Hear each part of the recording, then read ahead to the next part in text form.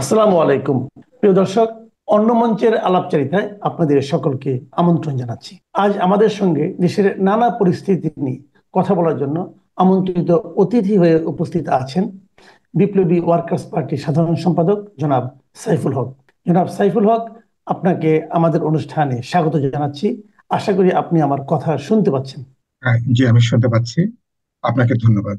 জি, সাইফুল ভাই, আমি শুরুতেই আপনাকে আমার অনুষ্ঠানে আপনি প্রথম এলেন। এর আগে কখনো আপনাকে আমরা পাইনি। আমারও ব্যর্থতা ছিল। তো প্রথমবার পেয়ে আমি আপনার কাছে যে কথাটা দিয়ে শুরু করতে চাই সেটা হলো যে আজকে থেকে প্রায় 9 মাস আগে আমরা একটা বড় ঘটনার মাধ্যমে একটা স্বৈরাচারী সরকারকে, স্বৈরাচারী শাসককে উৎখাত করতে পেরেছি। এবং এটা আমি মনে করি আমাদের জাতীয় জীবনে একটা বড় ঘটনা। এবং সেই ঘটনার সঙ্গে বিভিন্নভাবে অনেক লোক সম্পৃক্ত ছিলেন। আপনিও ছিলেন, আমরাও থাকার চেষ্টা করেছি।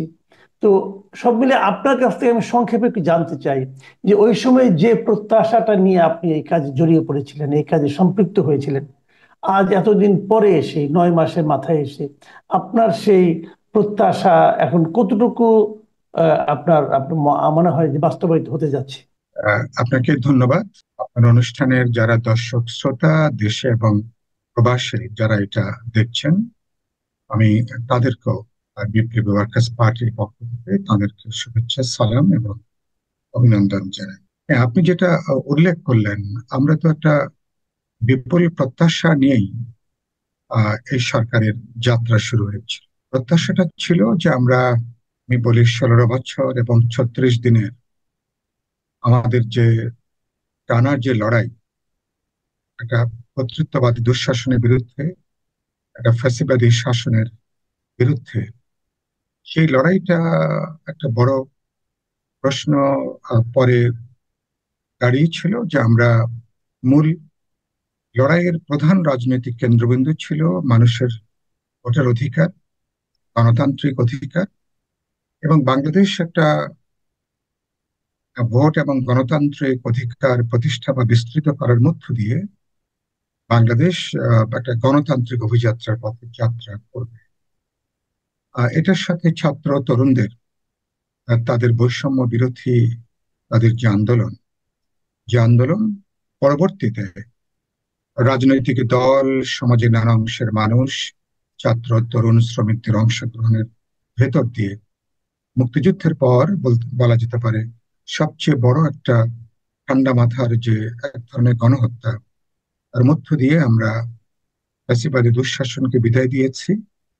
এরকম একটা প্রত্যাশার জায়গা থেকে যে আমরা এমন একটা ব্যবস্থা আমরা কায়েম করব, যে ব্যবস্থা বলতে পারেন যে আমার ভোটের অধিকারকে নিশ্চিত করবে, আমার গণতান্ত্রিক অধিকারকে নিশ্চিত করবে, সম্প্রসারিত করবে, এবং এমন একটা ব্যবস্থা যে ব্যবস্থায় কোনো দল, কোনো ব্যক্তি বা কোনো গোষ্ঠী চাইলেই পুরনো ফ্যাসিবাদী জমানায় কেউ আর ফিরে আসতে পারবে না। তার জন্য তো আমরা বিপ্লবী ওয়ার্কার্স পার্টি, গণতন্ত্র মঞ্চ, বিএনপি সহ যারা রাজপথের আমরা বিরোধী দল ছিলাম, দীর্ঘ বছর আমরা যারা যুগপৎ আন্দোলন করেছি, আমরা রাষ্ট্র প্রশাসন, সংবিধান সহ গোটা ব্যবস্থা সংস্কারের জন্য আমরা 31 দফা প্রস্তাবনা হাজির করেছি। তার মানে হলো যে আমরা গোটা ব্যবস্থাটা গণতান্ত্রিক রূপান্তর চেয়েছি। গুরুত্বপূর্ণ যেটা মনে করি, তিনটা বড় দাগের প্রশ্ন ছিল। প্রথমত ছিল যে মানুষের যে পরিস্থিতি তৈরি হয়েছিল অভ্যুত্থানের পরপরই, একটা সীমাহীন একটা নৈরাজ্যের একটা আশঙ্কা ছিল। আমি মনে করি সেদিক থেকে রাজনৈতিক দল, ছাত্র তরুণ জনগণ একটা অসাধারণ ভূমিকা পালন করে যে মাত্রায় আশঙ্কা ছিল, আমি মনে করি সে মাত্রায় সে ঘটনাটা সংঘটিত হয়নি। তারপরে আমি মনে করি যে 8 মাস গেছে, কিন্তু এখনো হ্যাঁ, সরকার কিছু কিছু উদ্যোগ নিয়েছেন, কিন্তু জানমালের নিরাপত্তা নিশ্চিত হয়েছে এটা বলবার কোনো জোর দিয়ে, এটা বলবার কোনো পরিস্থিতি আমি দেখছি না। এক ধরনের আধা নৈরাজ্যিক পরিস্থিতি এখনো পর্যন্ত চলছে। সেটা বাজার শুধুমাত্র বলতে পারেন কয়েকটা পণ্যের, সেটা অন্যান্য কারণও আছে। রোজার মাসের আগে বা পরে বাজারের পরিস্থিতিটা চালের যদিও খুবই ঊর্ধ্বমুখী ছিল অন্যান্য বিষয় ছাড়া। আর তারপরে ঈদ যাত্রাটা কিছুটা এবার খানিকটা স্বচ্ছন্দের, কিছুটা নিরাপদ হয়েছে। যদিও সড়কে বরাবরের মতন এবার অসংখ্য মানুষও এবার সড়কে প্রাণ হারিয়েছেন ঈদের ছুটির ওই 8 দিন এবং 9 দিনে। তো সেই জায়গা থেকে যদি বলি যে সরকারের বাজার এখনো পর্যন্ত অস্থির, আহ এবং সে বাজার স্বল্প মূল্যের সাধারণ মানুষের এখনো অধিকাংশ পণ্য তাদের ক্রয় ক্ষমতার বাইরে। এরপরে আমি মনে করি সরকারি গুরুত্বপূর্ণ জায়গাটা ছিল সরকার তারা যে সংস্কার কমিশন গুলো তারা গঠন করেছেন। ইতিমধ্যেই সেই সংস্কার কমিশন একটা পর্যায়ে উন্নীত হয়েছে, জাতীয় ঐক্যমত্য কমিশন গঠন হয়েছে। এখন সরকারের সবচেয়ে বড় প্রশ্ন যেটা নির্বাচনের প্রশ্ন। ষোলো জি। বছর ধরে 16 বছর ধরে মানুষ যে নির্বাচনের জন্য অপেক্ষা করছে, সেই নির্বাচনটা আহ কবে নাগাদ, যেটা রাজনৈতিক দলগুলো দাবি করছেন অধিকাংশ দল এবছরের ডিসেম্বর মাসের মধ্যে, সেটা নিয়ে এখনো পর্যন্ত কিছুটা দড়ি টানাটানি আছে, কিছুটা অস্পষ্টতা আছে, কিছুটা বিভ্রান্তি আছে। এই পর্বে যেটা বলে আমি শেষ করব সেটা হচ্ছে আহ যে আপনি 8 মাস যদি পেছনে তাকান, আমরা একটা আওয়ামী ফ্যাসিবাদকে আমরা বিদায় দিয়েছি, কথাটা সত্য। কিন্তু বাস্তবে আমার এক বন্ধু 2 দিন আগে আমাকে প্রশ্ন করেছেন যে আপনি আওয়ামী ফ্যাসিবাদ বিদায় দিয়েছেন সত্য, কিন্তু নতুন ভাবে ফ্যাসিবাদের চিন্তা ধ্যান ধারণা নতুন ভাবে আহ সেটা কি আরো বেশি সেটা কি জায়গা করে নিচ্ছে না এখানে? আপনি আমরা যে লুটপাটের কথা বলেছি, আমরা যে নৈরাজ্যের কথা বলেছি, নতুন ভাবে আমরা দেখছি যে সেটা কি নানাভাবে সেটা কি আবার দেখা যাচ্ছে না? আমার গণমাধ্যম কি খুব মুক্তভাবে স্বাধীনভাবে এই সমস্ত ঘটনাগুলোকে প্রকাশ করতে পারছে? তারা কি বলতে পারছে? খুব জোর দিয়ে কিন্তু সে কথাটা বলা যাবে না। নতুন এক ধরনের জবরদস্তি। আপনি এটাকে আমি বলি এটা এটা কোনো বিপ্লব হয়নি, এটা ছাত্র শ্রমিক জনতার একটা গণজাগরণ, গণ অভ্যুত্থান হয়েছে। প্রথমত আপনি একটা একটা বুর্জোয়া শ্রেণীর একটা ফ্যাসিস্ট একটা অংশের পরিবর্তে তুলনামূলকভাবে একটা উদার মনোভাব সম্পন্ন কিছু ব্যক্তি, তাদেরকে নিয়ে সরকার গঠন হয়েছে। হাতে গোনা কয়েকজন বাদ দিলে এই সরকারের অধিকাংশেরই গত 15-16 বছরের আন্দোলনের সাথে তাদের দূরবর্তী কোনো সম্পর্ক তাদের ছিল না।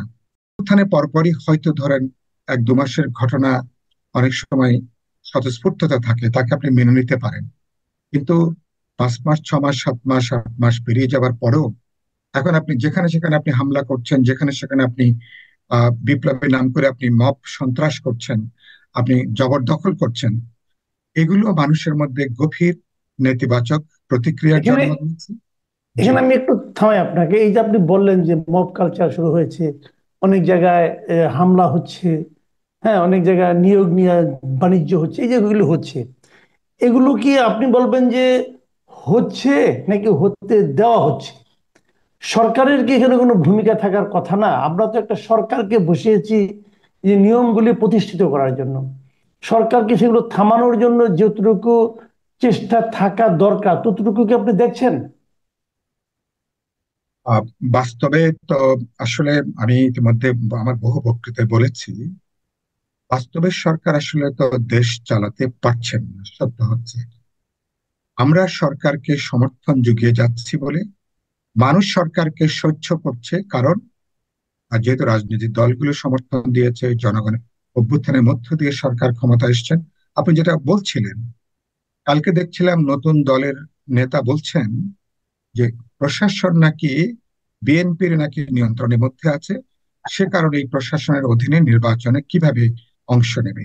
কিন্তু মানুষ দেখছে গত এই অভ্যুত্থানের পরপরই সরকার গঠনের পর থেকে যত বদলি হয়েছে, পদায়ন হয়েছে, যত নিয়োগ হয়েছে, এবং তার অনেকগুলোর সাথে যারা এই ছাত্র তরুণরা, এবং তারা কিভাবে সচিবালয়ে তারা বসে আছেন, বিভিন্ন মন্ত্রণালয়ে কিভাবে তারা সংযুক্ত থাকছেন, এবং কিভাবে সরকারকে তারা দৈনন্দিন পেশাদারি কাজের মধ্যে তারা যুক্ত হয়ে তারা কিভাবে তারা তাদের মতন করে তারা কাজগুলো করবার চেষ্টা করছেন। তো এগুলো গণমাধ্যম তার 100 ভাগের 1 ভাগ লিখছে কিনা আমি নিশ্চিত না কি কি দাঁড়িয়েছে। তো ফলে বলতে পারেন সরকারের মধ্যে কার্যত অনেকগুলো সরকার এখন কাজ করছে। একটা প্রফেসর ইউনূসের একটা সরকার কাজ করছেন। আমি বহুদিন বলেছি, ছাত্র তরুণরা যারা এখানে যুক্ত হয়েছেন, যারা সরকারের মধ্যে আছেন বা যারা তার চারপাশে আছেন, তাদের একটা প্যারালেল সরকার কাজ করছে। ব্যুরোক্র্যাটদের একটা সরকার কাজ করছেন। আবার ধরুন সশস্ত্র বাহিনী বা আমাদের আইন শৃঙ্খলা রক্ষাকারী বাহিনী যারা আছেন, তারাও তাদের মতন করে একভাবে তারাও কিন্তু কাজ করছে। এখন আরেকটা জিনিস হলো, আমি দেখলাম যে এর মধ্যে যেমন গত 16 তারিখে প্রধান বিরোধী দল তারা প্রধান উপদেষ্টার সঙ্গে দেখা করলেন এবং সেখান থেকে বেরিয়ে তারা বললেন তারা একেবারেই সন্তুষ্ট নন, বিশেষ করে নির্বাচনের তারিখ নিয়ে। তারা চাচ্ছেন যে নির্বাচনটা ডিসেম্বরে হোক, কিন্তু সরকারের পক্ষ থেকে স্পষ্ট করে কিছু বলা হচ্ছে না। একটা অস্পষ্ট টাইমলাইন তারা ডিক্লেয়ার করেছে, যার দৈর্ঘ্য হলো প্রায় 6 মাসের মতো, যে ডিসেম্বর থেকে জুনের মধ্যে হবে, এবং তারা ওখানেই থেমে থাকছেন। তো আপনার কাছে আমার এই ক্ষেত্রে দুটো প্রশ্ন। এক নম্বর প্রশ্ন হলো যে আপনি কি মনে করেন যেভাবে চলছে সরকার চাইলে কি ডিসেম্বরের মধ্যে নির্বাচন দিতে পারে? আর দ্বিতীয় কথা হলো যে এই সরকার যে একটা অস্পষ্ট একটা টাইম লাইন দিচ্ছে, ডিসেম্বর থেকে জুন, এইটা আপনার কাছে প্র্যাকটিক্যাল মনে হয় কিনা? এর মধ্যে অনেকে বলছে তারা নাকি আরো দীর্ঘদিন থাকার জন্য একটা চেষ্টা করছে, মনে মনে খায়েশ আছে, এর জন্য একটা প্রচারণা চালাচ্ছে, 5 বছর যাতে রাখা যায় এই সরকারকে, এই ধরনের একটা আলোচনা কিন্তু হচ্ছে। এই বিষয়গুলোকে আপনি আসলে কিভাবে দেখেন? আমি দুটো দিকে কথাটা বলি। এক নম্বর, আমি যেটা মনে করি যে সরকারে যদি পরিষ্কার রাজনৈতিক সদিচ্ছা কাজ করে, ডিসেম্বরের মধ্যে অবশ্যই ত্রয়োদশ সংসদের নির্বাচন করা সম্ভব। এমনকি আরো 1-2 মাস 3 মাস এগিয়েও এই নির্বাচন করা সম্ভব। আমার কথার যুক্তিটা কি, নির্বাচন কমিশন ইতিমধ্যেই তারাও তাদের ভোটার তালিকা তারা প্রণয়ন সম্পন্ন করেছেন। তারাও ডিসেম্বরকে একটা লক্ষ্য রেখে যাবতীয় প্রস্তুতি তারা গ্রহণ করছেন। সরকারের যে সরকারের যে ঐক্যমত কমিশন যেটা আছে, সরকারের ঐক্যমত সরি সরকারের ঐক্যমত কমিশন, আহ তাদেরও তাদের কাজের যে গতি, তারা যদি কাজের কাজের গতি তারা যদি কাজের গতি তারা যদি বাড়িয়ে তুলতে পারেন, তাদের কাজের তাদের কাজের গতি বাড়িয়ে তুলতে পারলে আমি মনে করি আগামী 1.5 থেকে 2 মাসের মধ্যে ঐক্যমত কমিশনের কাজটা সম্পন্ন করা সম্ভব। বাকি যেটা থাকে সেটা হচ্ছে প্রশাসনিক বা অন্যান্য প্রস্তুতি। ইতিমধ্যেই আমাদের সরকার দুটো তত্ত্বাবধায়ক সরকারের মেয়াদ তারা পার করে ফেলেছেন। আগামী 2 মাস পরে তারা আরেকটা তত্ত্বাবধায়ক সরকারের যে 90 দিন, সেই 90 দিন তারা কিন্তু পার করবেন। তো ফলে আমি দেখছি যে প্রশাসন নির্ভর করে সরকারের পলিটিক্যাল উইলটা কি, সরকারের সদিচ্ছার জায়গাটা কি। এই বিভ্রান্তির কথাটা আসছে কেন? আসছে একজন দায়িত্বশীল উপদেষ্টা যখন বলেন যে মানুষ চাইছে যে আমরা আরো 5 বছর থাকি, এবং তারপরে পরের দিন আবার শুনলাম আরেক উপদেষ্টা বললেন যে আমরা নির্বাচিত সরকার না। এই কথা কে বলছে? তার মানে তারাই প্রকারান্তরে নিজেদেরকে অভ্যুত্থানের নাম করে নিজেদেরকে নির্বাচিত সরকার দাবি করছেন। এর আগে পরে আমরা দেখছি সরকারের সঙ্গে যুক্ত দেশের ভেতরে বাইরে অনেক মহলকে আমরা দেখছি তারা সরকারকে বাহবা দিয়ে আরো 2 বছর 3 বছর 5 বছর থাকার জন্য, পারলে কেউ আরো লম্বা সময় সরকারকে থাকার জন্য তাদের বক্তব্য বিবৃতি। এগুলো আমার মনে হয় যে সরকারের ভেতরে নিশ্চয়ই প্রচ্ছন্নভাবে কোনো না কোনো মহল আছেন, কোনো না কোনো গ্রুপ আছেন, তারা এগুলোকে বাজারে ছেড়ে দিয়ে এক ধরনের জনমত যাচাই করা, মানুষের রেসপন্স এবং রিয়াকশন কি, এটাকে তারা দেখা, এটার মধ্যে তারা আছেন। কিন্তু আমি এখনো বিশ্বাস করতে চাই সরকারের প্রধান প্রফেসর ইউনূস, তিনি তিনি তার কথার বড় দাগের কোনো পরিবর্তন তিনি করেননি। দু একবার হয়তো কথাটা বলেছেন ডিসেম্বরের মধ্যেই নির্বাচনটা করতে চান, কিন্তু সাধারণভাবে তিনি ফরমাল তার যে বক্তব্য, জাতির উদ্দেশ্যে প্রদত্ত বক্তব্য, সেখানে তিনি কিন্তু বলেছিলেন যে ডিসেম্বর বা তারপরে আগামী বছরের জুনের মধ্যে। আমি ব্রডলি তিনি কিন্তু এখনো তার কমিটমেন্টের ভেতরে আছেন বলে আমি বিশ্বাস করি, এবং বাস্তব আমি সেটা দেখতে চাই। আমি এখনো পর্যন্ত মনে করি যে আহ সরকারকে নানা উস্কানি আছে বিভ্রান্ত করবার জন্য, সরকারের ক্ষমতা প্রলম্বিত করবার জন্য, দীর্ঘায়িত করবার জন্য, এবং নানা মহল নানাভাবে আর কি কি বুদ্ধি করা যায়, কি কি কৌশল করা যায়, যাতে ক্ষমতা বা নির্বাচনকে আরো প্রলম্বিত করা যাবে। যেমন ধরুন, কেউ কেউ বলবার চেষ্টা করছেন যে বিচার সম্পন্ন না হওয়া পর্যন্ত নির্বাচন নয়। কেউ কেউ বলবার চেষ্টা করছেন যে সংস্কার সম্পন্ন না হওয়া পর্যন্ত কোনো নির্বাচন নয়। এটা একেবারেই একটা কুযুক্তি। কুযুক্তিটা কোন অর্থে?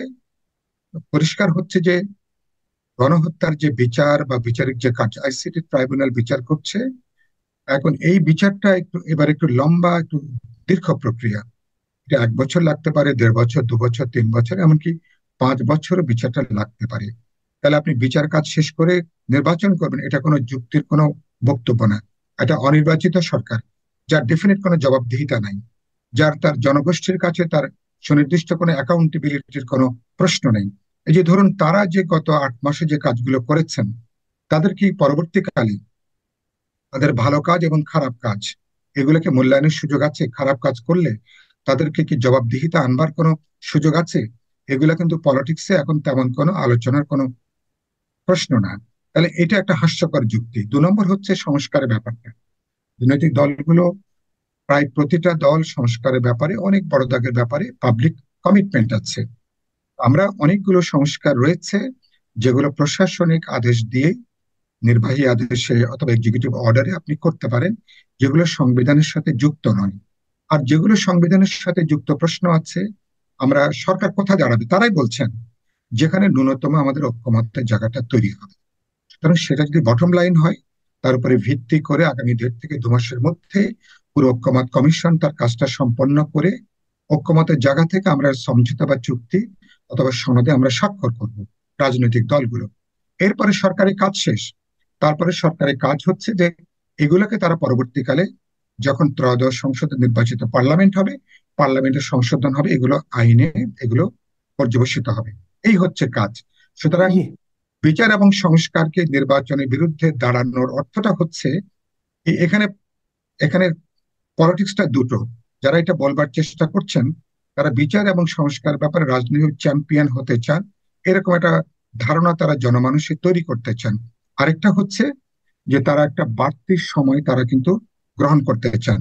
বিদ্যমান সরকার থাকলে যাদের জন্য সুবিধা, যারা অর্থনৈতিক, সামাজিক, প্রশাসনিক বহুমাত্রিক সুযোগ সুবিধা নিয়ে যারা ব্যক্তিগত, গোষ্ঠীগত বা শ্রেণীগত সুবিধা যারা আদায় করছেন, তাদের জন্য এই সরকার যদি লম্বা হয়, তাদের জন্য অনেক বাড়তি সুবিধা কিন্তু এনে নেওয়া যায়।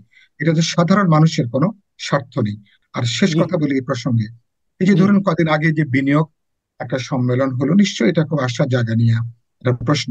কিছু উদ্যোগ আমরা দেখছি, কিছু আগ্রহটা আমরা দেখছি, কিন্তু আপনি জানেন যে কিন্তু বাস্তবে সরাসরি মানে ফিজিক্যাল অর্থে বিনিয়োগের সম্ভাবনা খুবই ক্ষীণ আগামী কমাসে। কারণ প্রত্যেকে, আমি আমি অর্থনীতির ছাত্র, আমার বন্ধুরা বা আমার শিক্ষকরা যারা এগুলোর সঙ্গে যুক্ত আছেন, তাদের সঙ্গে আমার যেটুকু আলাপ আলোচনা, কথাবার্তা, তারা প্রত্যেকে তাকিয়ে আছেন একটা নির্বাচিত সরকারের জন্য, যে সরকারের জবাবদিহিতা আছে, যে সরকারের পার্টিকুলার অ্যাকাউন্টেবিলিটি থাকবে, এবং যে সরকার একটা স্থায়িত্ব দেবে, এক ধরনের স্থিতিশীল সরকার কায়েম হবে। অর্থাৎ গণতান্ত্রিক পপুলারলি ইলেক্টেড গভর্নমেন্ট না হলে বাস্তবে স্থিতিশীল কোনো সরকারের সম্ভাবনা নেই। সেক্ষেত্রে বিনিয়োগ বা উন্নয়ন বলি, আমার জি। ডেভেলপমেন্ট পার্টনাররা খুব বেশি কিন্তু আশা জায়গা পাবে না। সব মিলে নির্বাচনের মধ্য দিয়ে একটা গণতান্ত্রিক অভিযাত্রা ছাড়া যত দ্রুত করা যায়, আমাদের কিন্তু শেষ রক্ষা করবার সুযোগটা খুবই সীমিত। জি। অনেক ধন্যবাদ, অনেক ধন্যবাদ জনাব সাইফুল হক। আপনি অনেকগুলো বিষয়ে আপনার মতো করে একদম মানে ব্যাখ্যা করে করে আমাদেরকে বললেন। আমার মনে হয় আমার দর্শকরা এটা খুব পছন্দ করবেন। তারপরেও দর্শক, আপনারা শুনলেন বিপ্লবী ওয়ার্কার্স পার্টির সাধারণ সম্পাদক জনাব সাইফুল হকের বিশ্লেষণ, নির্বাচন নিয়ে, এই সরকারের পারফরমেন্স নিয়ে, এবং নির্বাচনকে প্রলম্বিত করার জন্য যে সমস্ত কুযুক্তি দেওয়া হচ্ছে সেগুলো নিয়ে।